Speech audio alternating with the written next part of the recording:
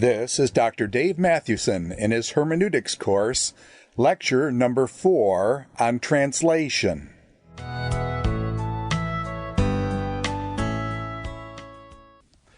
The basis of interpretation is a good translation.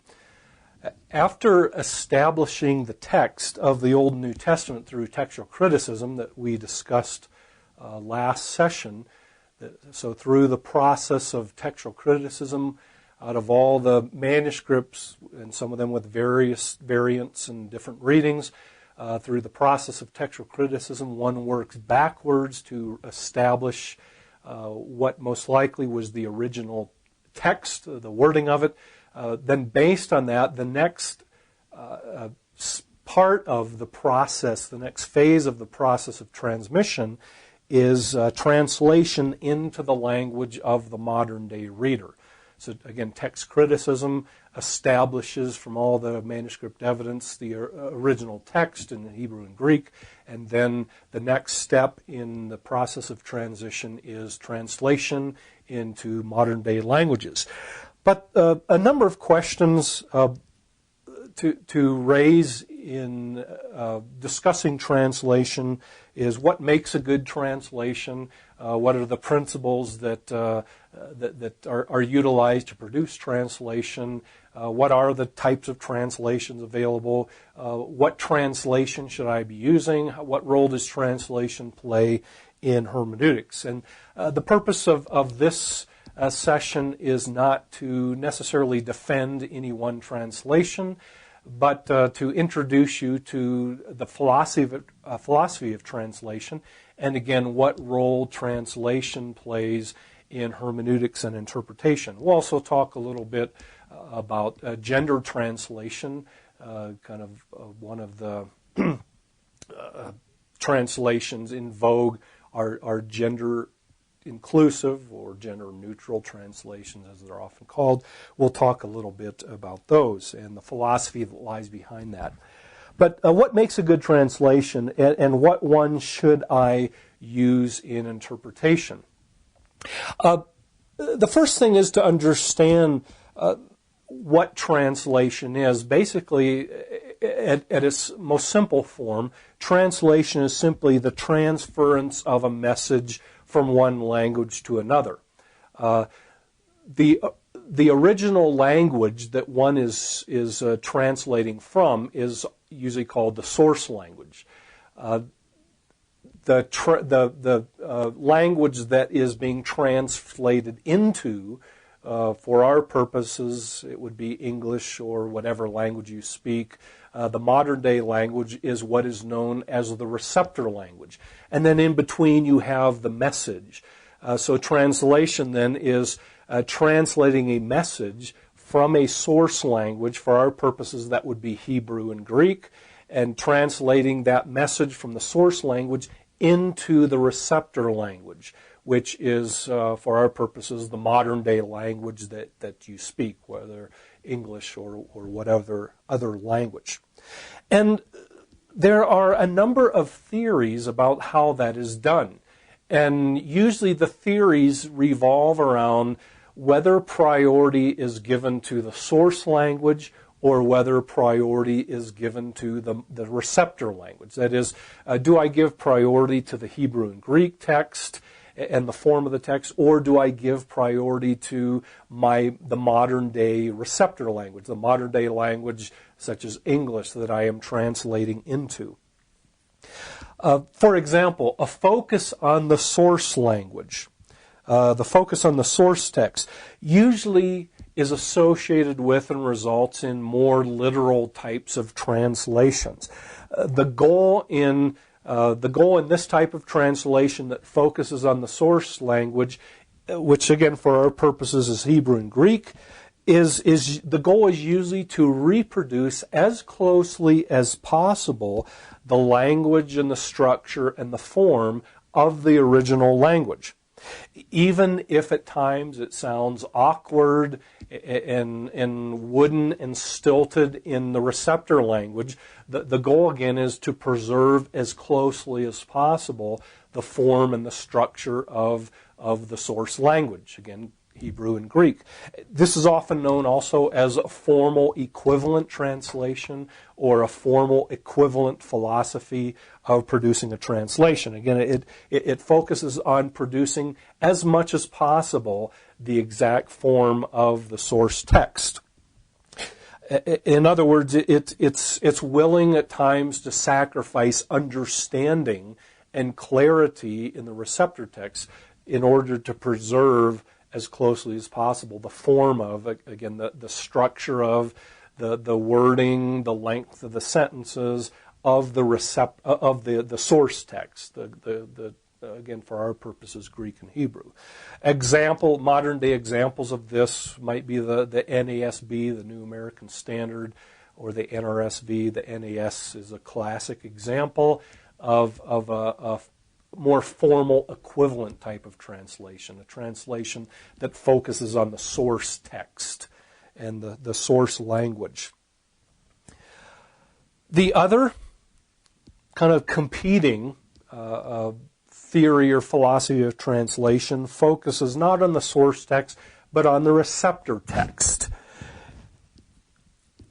Usually these types of translations have a more contemporary sound to them when they're read. The goal of a translation that focuses on the receptor text, the goal is to reproduce the message of the source text, even if not the form and structure, at least to produce the message in a way that will be understood by the modern reader, or those who are reading in their receptor language. So the focus is more on the receptors and the receptor language. Will the modern day reader for whom I'm producing this translation, will they as accurately and as closely as possible understand the message of the source text?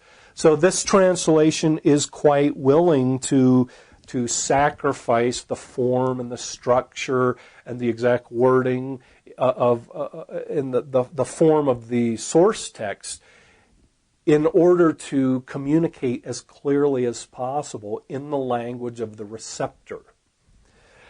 This is often known as a dynamic equivalent type of translation.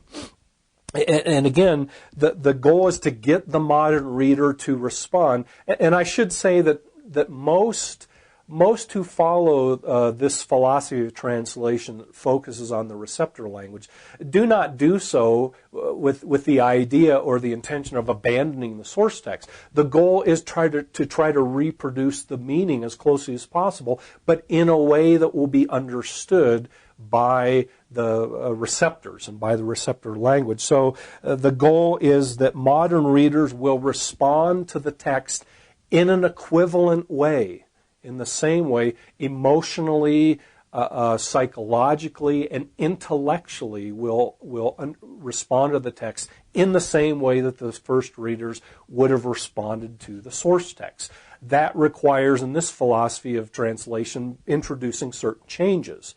That is, changing it in a way that it will be understandable by the majority of contemporary readers, so that they'll respond in a similar way.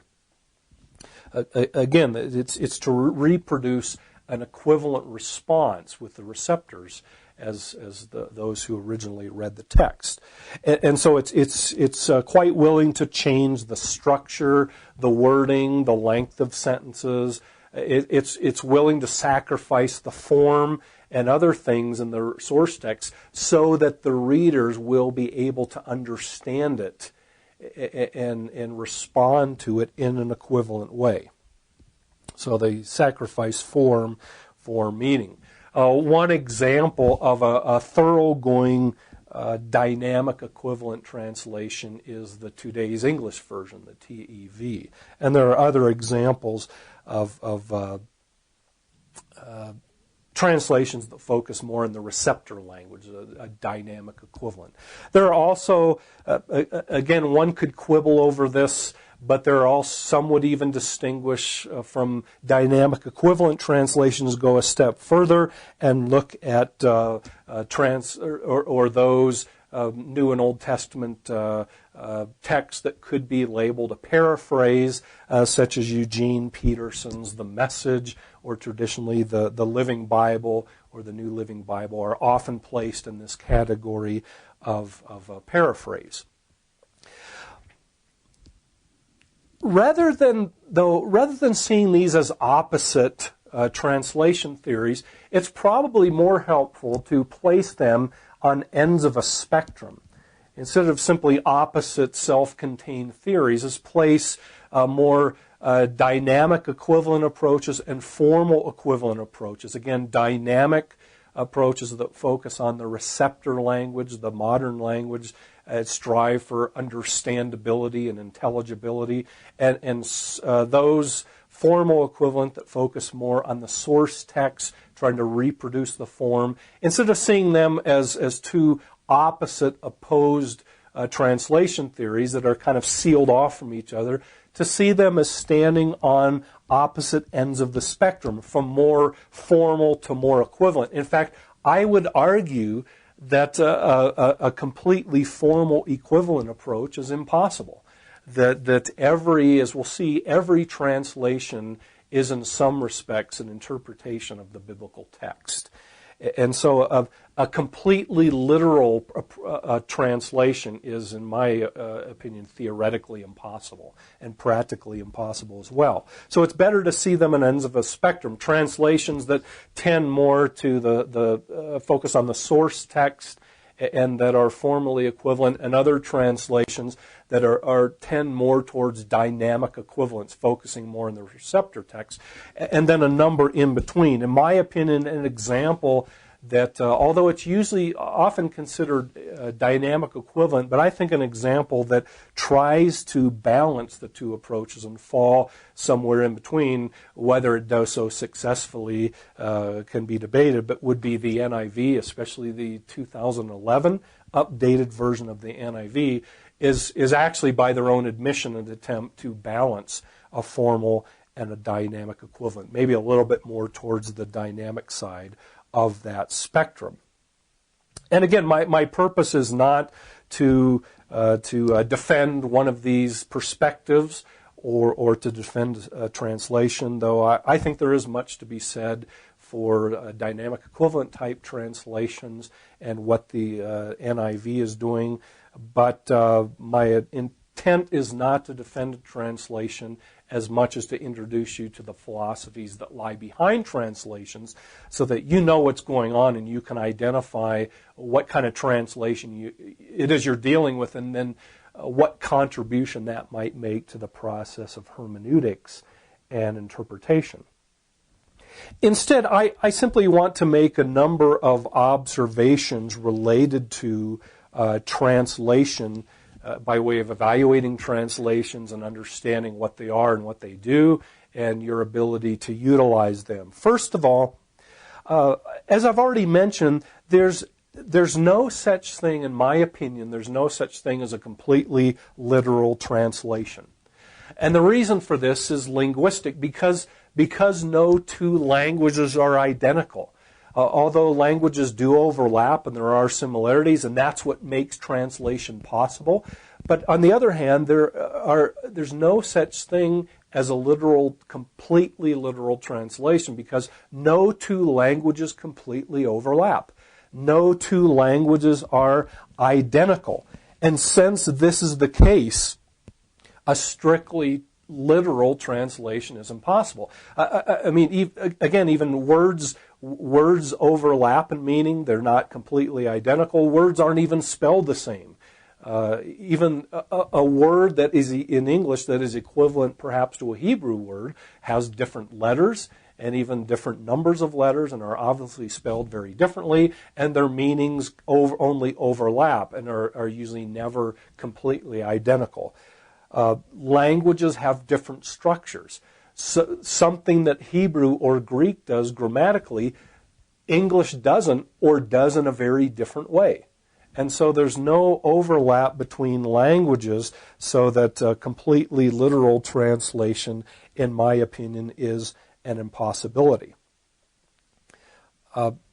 In fact, also, if if I were to strive for a rather wooden, I prefer the word wooden to literal usually, if I were to strive for a completely wooden translation, that is, if Hebrew or Greek has a word or a certain construction, I will reproduce that exactly in English. Usually the result is often nonsense. And again, that's because the two languages don't overlap. Let me give you an example. This is a rather wooden, word for word, following the order of words in the Greek text and following the grammatical structure, construction in the Greek text with the closest equivalent in English. Here's a rather wooden translation of Colossians chapter 3 and verse 17. And all what anything if you do in word or in work, all in name of Lord Jesus. Now some of that you picked up on, and maybe you caught the general sense of the whole thing, but much of it is rather awkward and unintelligible if I'm to translate it woodenly, which is how I just did. However, to give just one example from the NIV, and that's just because it's the translation I have at hand right now, you could use a number of others, but here's how the NIV has handled Colossians chapter 3 and verse 17. It says, and whatever you do, whether in word or deed, do all in the name of the Lord Jesus Christ, which makes a lot more sense. So you see, it's actually sacrificed a little bit of the strict grammar and wording in order to preserve, I think, accurately the meaning, while still maintaining some of the grammatical structure of the text itself. But the point was to demonstrate if a precise and completely wooden or literal type of translation often miscommunicates or fails to communicate anything to the readers in the receptor language. Another example, this is from Matthew chapter 13 and verse 4, the parable, well-known parable of the sower, in Matthew's version of it as spoken by Jesus. In introducing it, a very wooden, almost word-for-word translation, finding the closest formal and literal equivalent in English to the wording and grammar of the Greek text would sound something like this, perhaps. And into the sow him, which on the one had fell by the way. And tell me what that means. Well, the difficulty is because there are a couple of, the way that the English words have been combined are unacceptable in English, whereas they may have been in Greek. And in the to sow, and to sow meaning to sow seed, and in the to sow him, which on the one had hand fell by the way. Now, chapter 13, verse 4, again, this is just one example from the NIV, how that has been clarified. As he was scattering the seed, or as he was sowing the seed, some fell along the path, which again is an attempt to still follow the order of the Greek text as close as possible, but to use appropriate English constructions that are equivalent to, as closely as possible, to the Greek ones. So I use this as examples to demonstrate that a literal wooden translation often is not the best and frequently risks being misunderstood or not understood at all. And furthermore, as I said, a completely literal translation is actually an impossibility because no two languages completely overlap. The second observation I want to make is that every translation is an interpretation, period. No matter what you hear, and I still hear people saying that certain translation is neutral and it doesn't interpret, it's not an interpretation. Some translations are discredited because they're interpretations where other translations are preferred because there's not interpretations. The difficulty is no matter how wooden, even the examples I just read from Matthew 13 and from Colossians 3, no matter how wooden, every translation is an interpretation. One One well-known New Testament scholar that I was talking to told me, some may think this goes too far, but perhaps intentionally overstating, told me that every translation is a commentary on the biblical text in disguise. What he was trying to get at, I think, is what we were saying, is that at some degree, every translation is an interpretation. Again, some may interpret more than others, but it's impossible to produce a translation that is not an interpretation of the biblical text. So, for example, if I'm going to use an English word, I'll just talk about the word level for this example. If I'm going to use an English word, man, to translate the Hebrew word Adam, first of all, I have to know what the Hebrew word Adam means. That is, I have to interpret it. And I also have to know what the English word man means to make sure that that's an appropriate English word to translate Adam. I can't use the word tree, or I can't choose any word I want. I have to know what the Hebrew word means so that I can find the appropriate English word, and I have to know what that means so that I can determine that that's an appropriate word to use. That is interpretation. And that's why I say every translation is an interpretation. Or again, if the Greek text that I'm translating has a certain grammatical construction, I have to interpret that correctly and accurately in order to know what English construction to use. And therefore, I have to interpret and understand the meaning of the English construction to know that it is an accurate and adequate construction to use to represent the Greek. So interpretation, no matter how wooden I want to be, even if I want to be very wooden and use a word for word, I still have to interpret the Greek and Hebrew text and my own language to determine that I'm going to use this word or this construction to translate and represent this meaning and this construction in the Hebrew or Greek text. So again, every translation is an interpretation. So again, for example, Genesis chapter 1, verse 1. How do I know that the English word heavens, just to use a very simple example, how do I know that this is a good English word or even an accurate or a bad word to use for interpreting Shemayim? I have to know the meaning of that word, that Hebrew word, in its context, and then I have to know the meaning of the English word heavens to make sure it's a good fit. Or Galatians 5, when Paul contrasts the spirit with the flesh. Actually, for the Greek word that flesh is usually used to translate is sarx. But again, I have to know what sarx means. I can't just randomly use the word flesh, but I have to know what the word sarx means in order to find the appropriate English word. And then again, I have to know the meaning of that word. Know that it is an accurate and suitable word to use in order to translate the Greek word sarx. So every translation is to some degree an interpretation, no matter how literally you're trying to translate it or how wooden you want to be. So again, when someone says, I don't like this translation because it's an interpretation, and this is not an interpretation, it's a translation, has probably misunderstood things, because every translation is inevitably an interpretation of the biblical text. A third thing in thinking in terms of translation is that translations usually give priority to the spoken language over the written. That is because most translations are meant to be read and heard. You think about it, most people, in other words, translations are not primarily produced for scholars.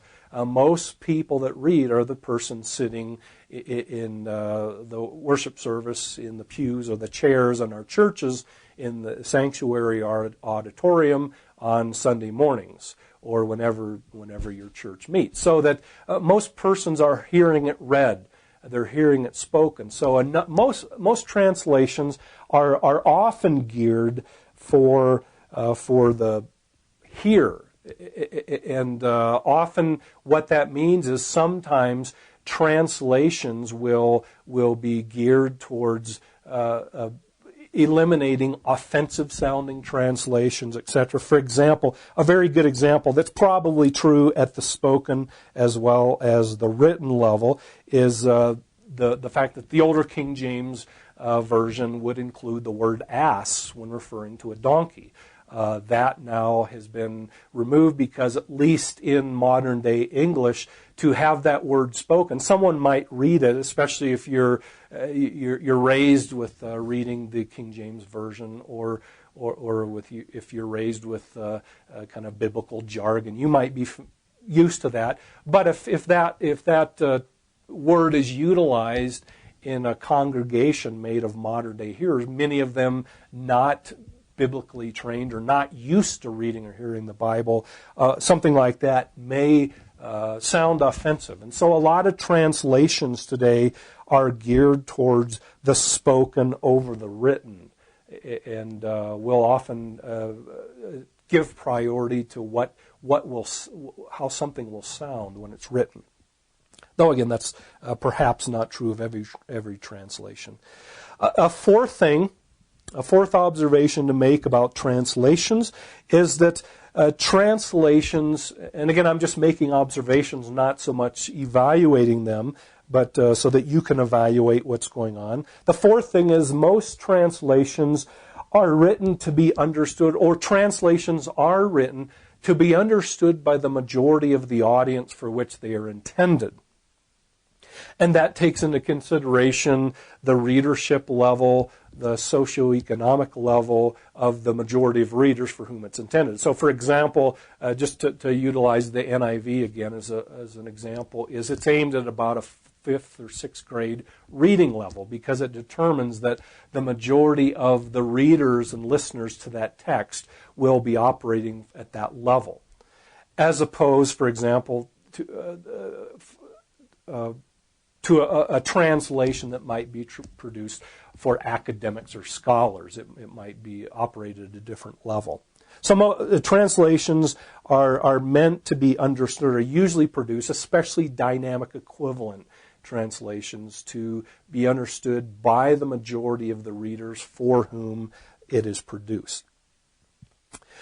Number 5, in my opinion, though, is translation still must, and many translations still strive to retain a sense that one is still reading a foreign document. That is, it's possible to update a translation to such a degree that one feels that one is reading a document that was produced in the 21st century. So, for example, when Jerusalem all of a sudden is translated or becomes Philadelphia or Atlanta, Georgia, or Sacramento, California, or something like that, is updated to become a modern-day city, or Babylon is updated to become Las Vegas or something like that. However much that might gain, it seems to me at times, though, some of those are extreme examples of sacrificing the fact that I'm dealing with a document that it was not written in the 21st century. So while one might strive for a document that is understandable to the receptors, at the same time, it still must retain a sense that one is reading a document that was written in a century, 2 millennia or more removed from my modern-day context and situation. To update a text that sounds like it was produced in a 21st century context and culture and time is probably to sacrifice something at the expense of making it sound contemporary.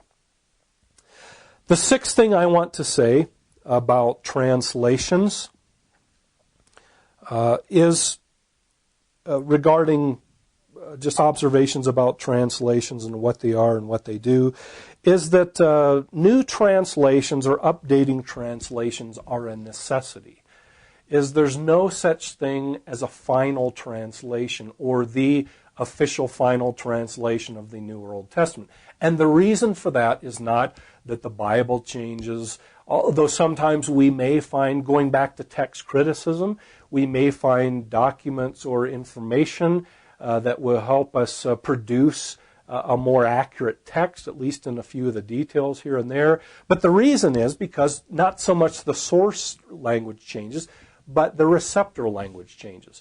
Because modern day languages change, because ass in the 21st century no longer means what it did in the 16th century, or another example, modern day example, is because the word gay in the 21st century does not mean what it did back in the early 20th century or in the 19th century, is because of that our translations have to change. Especially if we're focused on a dynamic equivalent type of translation, or at least we're striving to produce a balance between a translation that captures the original text yet still will communicate accurately to modern day readers. Because languages change, because modern day languages change, it's necessary to continually update.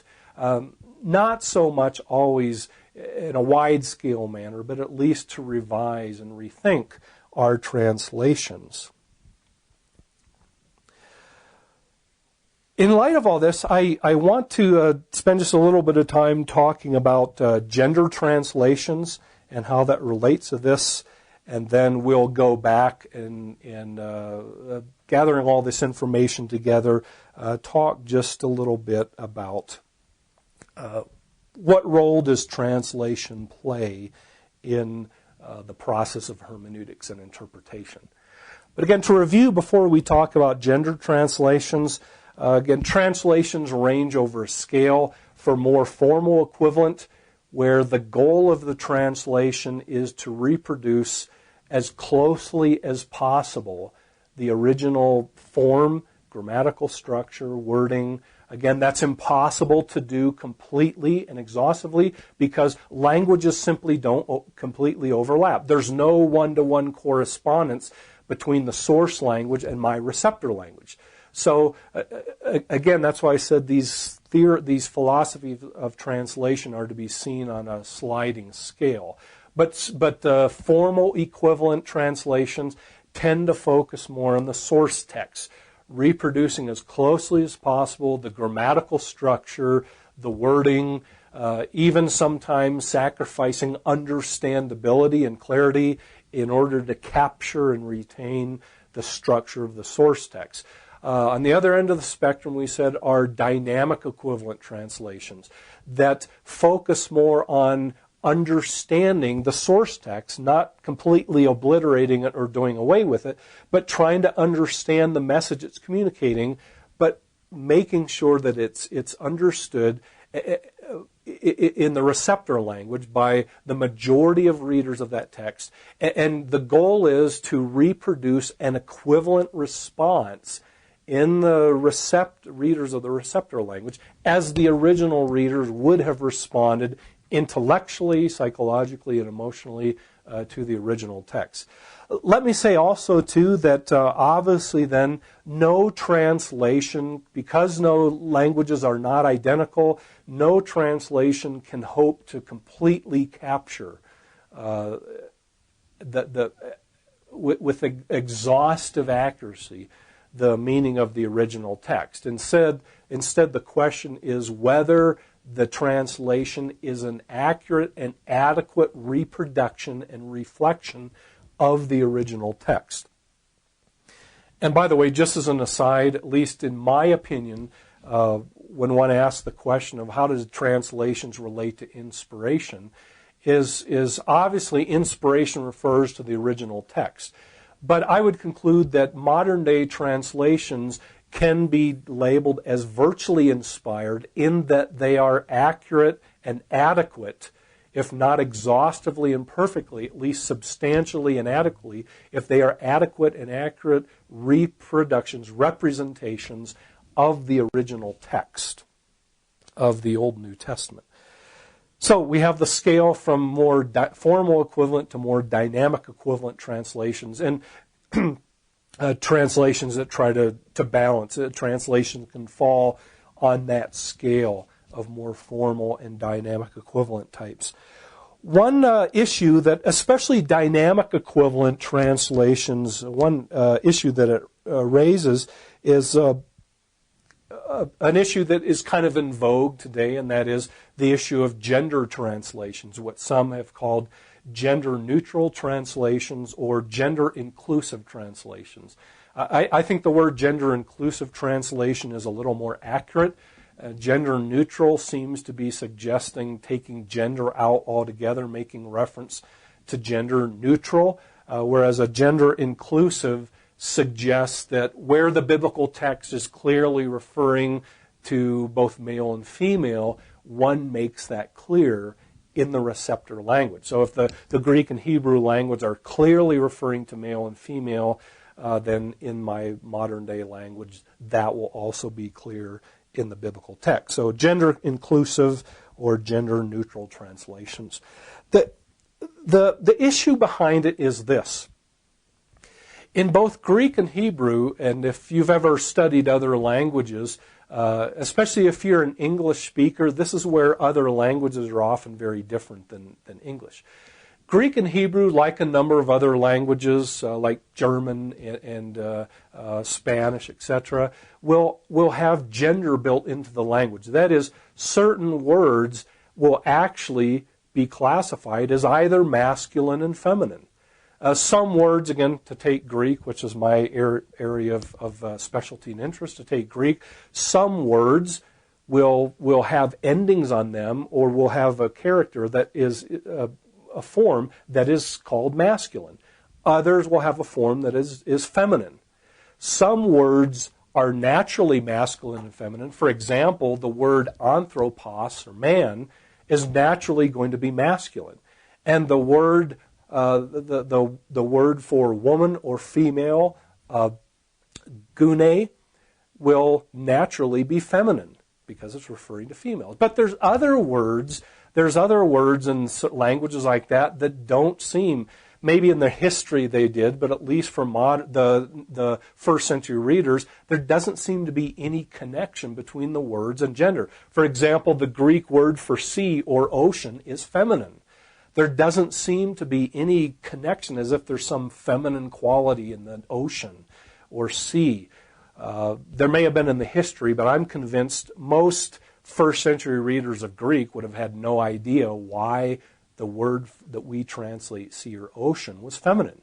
Or the Greek word for word or speech, logos, is masculine. Yet I'm not sure that there's any natural connection between that and the masculine gender. So some words in the languages just arbitrarily seem to be feminine or masculine. Others seem to have a closer connection. The word for woman, naturally, or daughter, naturally is going to be feminine. The word for husband or man or male is naturally going to have a masculine form or masculine endings to them. And again, if you've studied a language that has gender, again with Greek and Hebrew, certain words they're either masculine or feminine. That's sometimes just the way they did it. The difficulty is in a language like English, at least, that doesn't have gender in the language, gender endings that are masculine or feminine, or forms of words that are masculine or feminine, that can be tricky translating from one language that does that to another. This gets us to the heart of the problem, is sometimes Greek and Hebrew could use a masculine word, a word with a masculine form, and use it to refer to both males and females. The question is, when that happens, even though Greek and Hebrew use a masculine form like he or man, especially if it's using the word man and it's clearly referring to all of humanity, males and female, is it appropriate to do that in the receptor language? Again, I'll use the example from English translation. That is, if Greek or Hebrew uses a masculine pronoun that could be translated he or him or something like that, is it appropriate to use he or him in an English translation? Or if the Hebrew or Greek uses a word that we usually translate man, is it appropriate to use the word man in the English translation? Or the question is, if Hebrew and Greek are using a masculine term that clearly refers to both male and female, in English, should we make that more clear? That is, if in English, if I use the word he or him or man, when the biblical text is clearly referring to both male and female, even though they've used masculine language, if I use masculine language, will I be misunderstood in translating it that way? If I use the word man, will the majority of female readers think that they're excluded or misunderstand the text, thinking that it's only referring to men? If I use the word him or he, when the biblical text is clearly referring to male and female, will I be misunderstood? Will I lead readers to think that only males are being referred to and excluding females? Not everyone agrees on that question, but I think more and more are starting to agree that we need to at least think about how we translate masculine language. Again, in Greek and Hebrew, the Greek word for man, anthropos, could be used to refer to men and a male, but it also could be used to refer to humanity, referring to all people, men, males and females. In English, if I use the word man to translate anthropos, not when anthropos is being used of males and men, but when it's being used to refer to females and males, all of humanity, if I use the word man in those kind of contexts, will I be misunderstood? Or should I use another word in the English translation to capture the fact that it refers to both male and female? So sometimes you will find gender-inclusive translations. When anthropos in Greek, the word that we often translate man in English, when anthropos refers to both males and females, might it be more appropriate, and you'll find some English translations using the word people instead of man. By using the word people, then, it just makes clear to the modern reader that the Greek and Hebrew were referring to both males and females. Where if I use the word man, every time anthropos occurred, even when it meant and was referring to male and female, if I use the word man in English, will I cause misunderstanding? Will I cause some to think that only men are being referred to? Or again, the same with he and she. If the Hebrew and Greek use pronouns that are masculine, that we would translate he and him, in English, but it's clearly referring to male and female, then is it legitimate in English to translate it in a way that makes that clear?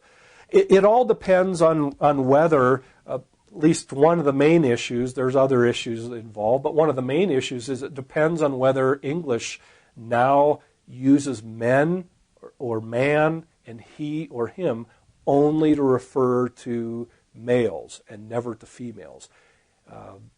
Some would argue that that's the case, and therefore we need to be careful that when the Old Testament clearly refers to men and women, both, we need to make that clear in our English translation so that it will not be understood. So the question is, again, should we avoid misunderstanding? Should we try to reproduce the exact form? Or there may be other reasons for preserving the masculine language in Greek and Hebrew. Or should we strive for understanding and communicating accurately and change the masculine language in English to make sure that the readers will be clear that females are included as well. So sometimes him and he are turned into they. You could put he/she, but that kind of gets awkward over long periods of text. But often you'll find him and he turned to they or them, or something like that in English translations, to make clear that it's not excluded to males. Now, let me make clear that at least for most evangelicals, this is not an issue of pushing some feminist agenda that is trying to make the entire Bible feminine sounding and feminine inclusive or gender neutral, but instead the issue is if the Old and New Testament texts clearly intend to include male and female, then why not make that clear in the English translation? But on the other hand, those that follow this type of translation would admit if males are intended, if only men are intended, then that needs to be left intact in the translation. So it's not, wherever you find masculine language in the Old and New Testament, change it to become neutral or inclusive. That's not the issue. The issue is, if there's masculine language in the Greek and Hebrew, but it's clearly, in the context, it's clearly intending a reference to male and female, then that should be made clear in the New and Old Testament text. So again, things like changing pronouns that are usually translated to he and him to them or they, changing the word man to person or people, again, when it's clearly referring to both genders, changing the word son, a word translated son, to sons and daughters, perhaps, or children, again, only when the word son clearly in the context is intending to include children of both genders, then the change is made. But if the word son in the context clearly is referring only to sons of the male gender, then that needs to be kept intact and made clear that that's what is being referred to. So again, you see the issue is often one of meaning. If the masculine language in the Hebrew and Greek clearly refers to males, then that needs to be made clear and retained in the English translation. If the masculine language is referring to males and females, then gender-inclusive language changes in the receptor text, communicates in a way to make that clear by using language that is gender-inclusive. Again, it needs to be said that this is, at least for most evangelicals, this is not an attempt to push a feminist agenda or tamper with the biblical text, but it's a call for clarity and accuracy, according to most who advocate gender-neutral translations, and a call for increased understanding. It's interesting, too, that most of the supporters that I know who argue for gender-neutral translations are actually not egalitarians when it comes to the issue of women in ministry, whether women should have identical roles and functions as ordained pastors and ministers in the church. It's interesting that a lot of them are not egalitarians, but many are more hierarchical or complementarians. That is, they would see a distinction between the role of male and female. And some of them are the most ardent supporters of gender-inclusive translations. Some, on the opposite end, some would interestingly say, but the New Testament uses the word man, for example. This is one I often hear. The New Testament uses the word man, so English has to use the same. No, the New Testament doesn't use the word man. The New Testament uses the word, for example, anthropos, a Greek word. The question, again, is what is meant by that word? If what is meant by that word is male or man, then that's the word we need to use in English. If what is meant by that is human beings, both male and female, then maybe people or peoples or another word would more accurately capture the meaning. To give you a couple of examples, And again, I'm not using these examples to support either of these or argue for the correctness. I'm just using examples that are often pointed to demonstrate what is at stake. So these are, I'm not arguing for the correctness of these examples or necessarily that you'll buy into them, though I think they're good examples and reflections of what's going on.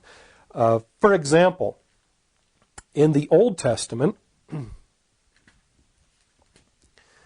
in Psalm chapter 1, this is the NIV version, "Blessed is the man who does not walk in the counsel of the wicked, or stand in the way of sinners, or sit in the seat of mockers." A more gender-neutral translation, and interestingly, this was the NIV, this was the original NIV, "Blessed is the man." The new 2011 version of the NIV says, "Blessed is the one." Because they think, I guess their rationale is that this is not just addressed to men, but this is addressed to anyone that falls within this category.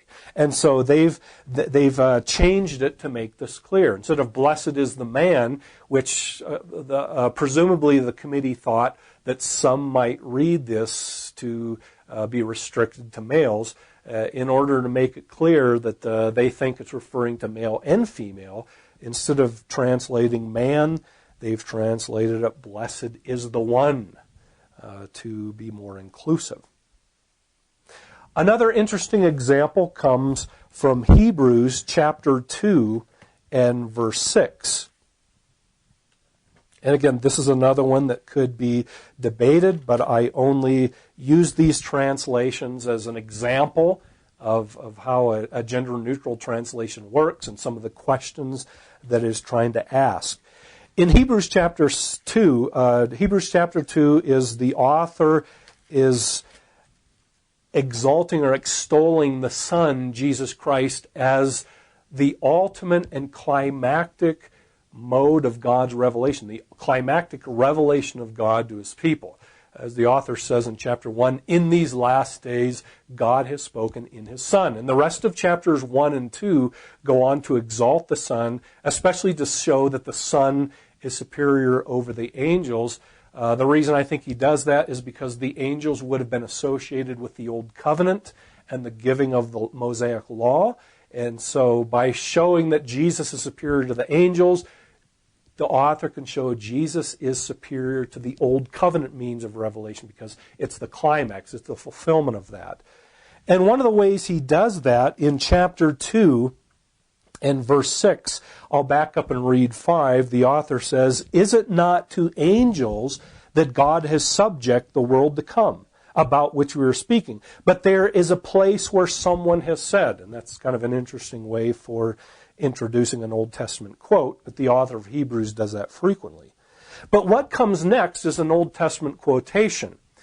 And again, I'm reading from the original NIV.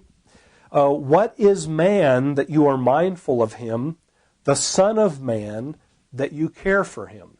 Which is a quotation from Psalm chapter 8. And so I won't go back and read Psalm chapter 8, but this is the author quoting from Psalm chapter 8. Psalm chapter 8 is a sort of the psalmist praise for the climax of God's creative activity in human beings. It's sort of a poetic praise and response to the creation narrative from Genesis 1 and 2.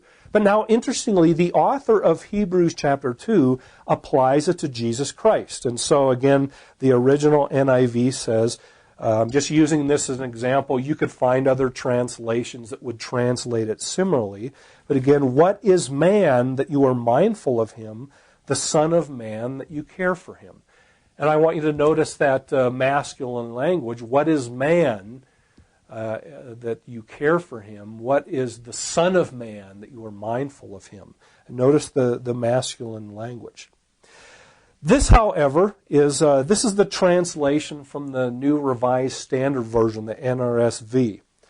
"What are human beings that you are mindful of them, or mortals that you care for them?" Notice the change from man to human beings, and Son of Man to mortals, and the him to them.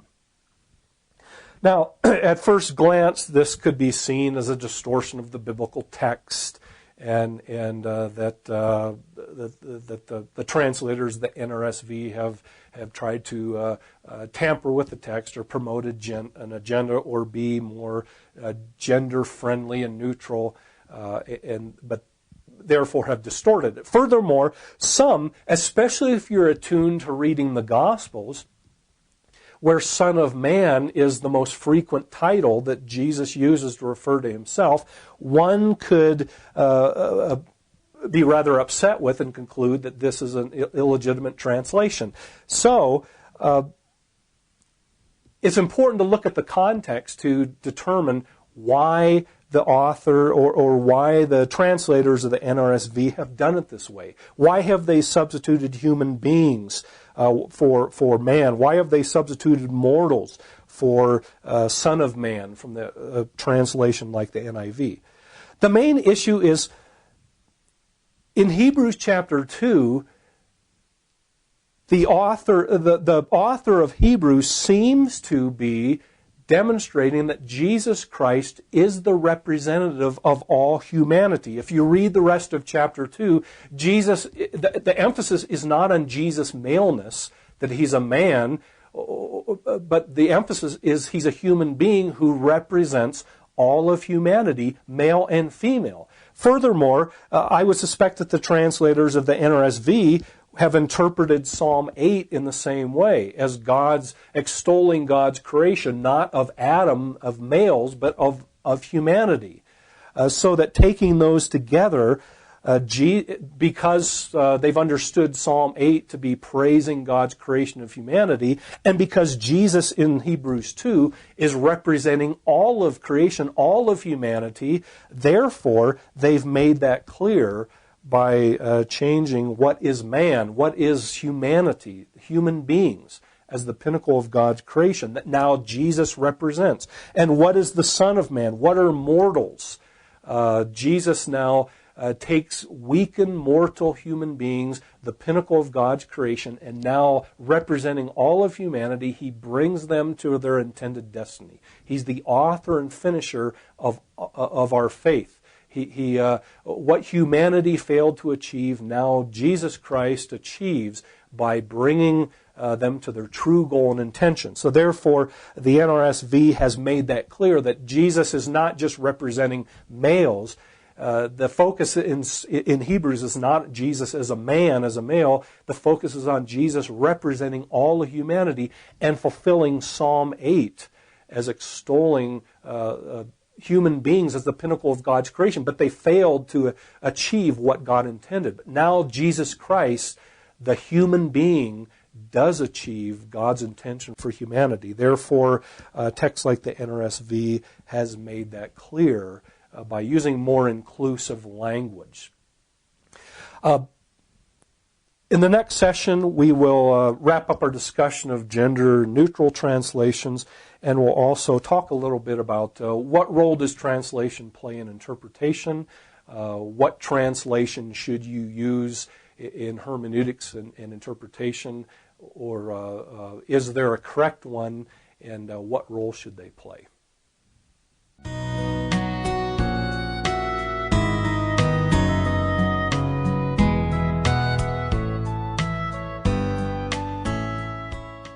This is Dr. Dave Mathewson in his Hermeneutics course, lecture number 4 on translation.